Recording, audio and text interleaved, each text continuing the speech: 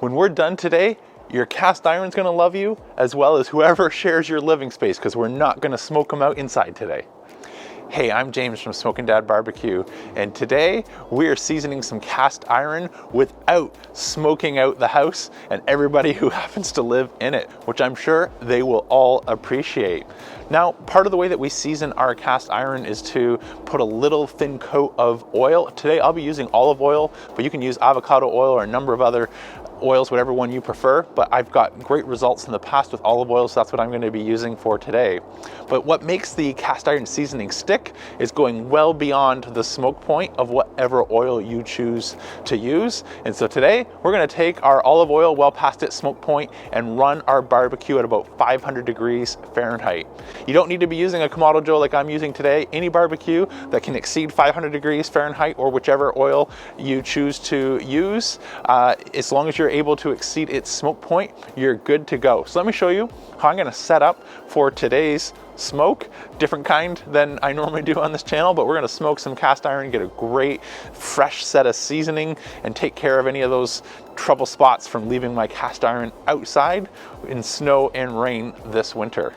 So no matter what type of barbecue you're using, you're going to want to set it up for indirect heat. So I've got my heat deflector plates over here. So what I'm going to do now is just load up in some charcoal, start a fire, and build some heat in our ceramic before installing everything else. So that is going to just save some time when we're trying to get up to an indirect temperature of 500 degrees Fahrenheit. Let's add some coal and fire it up.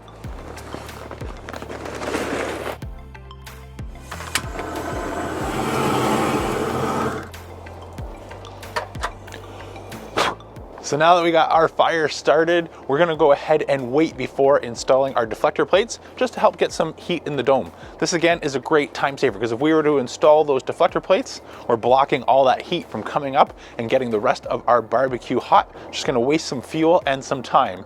I don't wanna go to 600, 700, 800 degrees and drop in cold ceramics, but around 400 degrees, that'll be plenty warm to start saving some time by heat soaking our dome, and it's not gonna do any potential damage to our ceramic heat deflectors. If you're using a propane grill, just ignore that. Go ahead, fire it up, and wait till you see 500 degrees. I'll rejoin you in a couple minutes once we're there.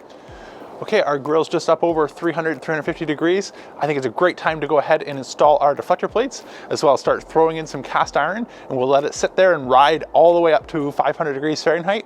Once that hits, we're gonna start a timer for an hour, leave it be, and then shut everything down. I'll show you all those steps in a minute, but let me bring the camera a little closer, show you how we're gonna install our deflector plates, as well as build our layers of cast iron that we're gonna season up on our barbecue today. Okay, if you have a pair, I highly recommend some high heat gloves for this so we don't end up getting ourselves burned or dropping anything hot, because I'm going to do something that's different for what I normally do, and I'm going to install our deflector plates on the very bottom of our charcoal basket. Now this works great when you want some extra space in your dome, but it's also the #1 way that people end up dropping their ceramics, because you can get this first one in no problem. When I go to get the next one in, it's very difficult not to end up dropping it, which is where a lot of people get into trouble with cracking these. So I'm gonna move this one all the way over as much as I can to one side to create as much space, so I can just slide this in without any dropping. So that's good. So let's go ahead and just make sure we've got these positioned in the center. Okay, so for our first layer, I'm gonna go ahead and work on seasoning my cast iron reversible half grids. These are from Kamado Joe. You can see this one's not too bad, a little bit of rust, but this is the one that we wanna work on here. It was left outside and got a few spots of rust on it. So I went ahead and took some steel wool to this to try and get as much of the rust off as I can, but you can see we definitely need some re-seasoning. So let's go ahead and drop in our X accessory ring, and then we'll oil these up. Okay, I'm just gonna drop on some oil on each pan and rub it in on both sides.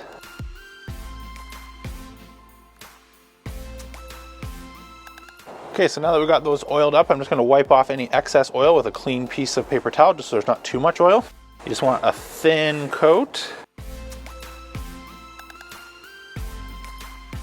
Okay, next up I'm gonna work on my Lodge 12-inch cast iron skillet. So I'm just gonna hit that with a little bit of oil again, rub it all over. I'll take you fast forward.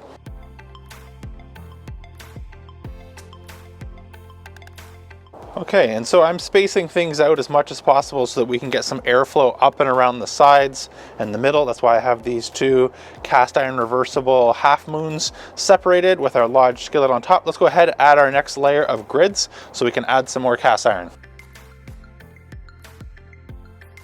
Okay, next up, I'm gonna do my large 10-inch skillet as well as my 5-quart Dutch oven. Okay, last but not least, we're gonna do the top of our Dutch oven as well as a small 8-inch skillet.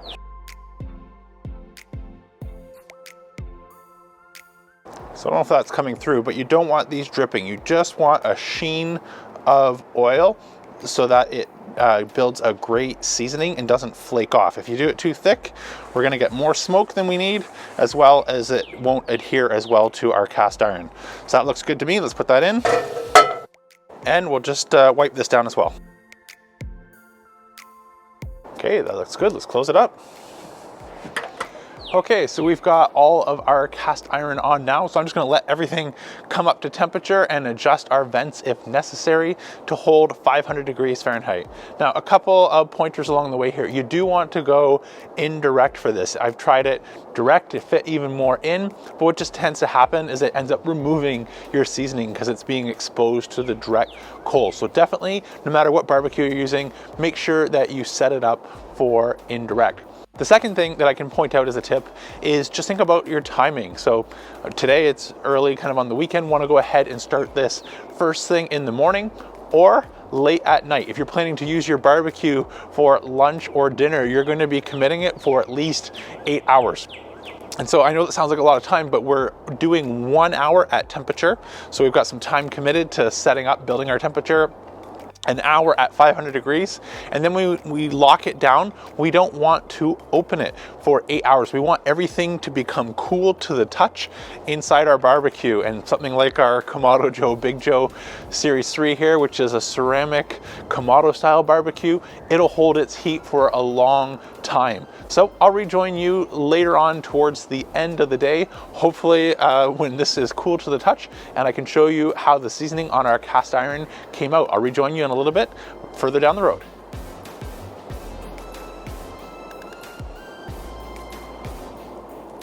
Okay, our hour is up. Our grill has been running steady just above 500 degrees Fahrenheit, and thankfully that awful smell has dissipated. That first part of the hour just reminded so much as to why you want to do this outside and season your cast iron in your barbecue rather than your oven. So now what our game plan is, we're just gonna go ahead and close that bottom draft door if you're using a Kamado Joe like I am today, or a Big Green Egg, and then close your top vent, and that's it. We're just gonna leave this to cool down. So I'll give it another check later on this evening before we lose our daylight and see if we're cool to the touch. And if we are, I'll be able to bring out the cast iron and show you our newly seasoned cast iron on the barbecue. All right, it's 8 hours later. Let's go ahead, pull out our cast iron and take a look at our seasoning that we did on our Kamado Joe Big Joe and see if the barbecue is the best way to season your cast iron.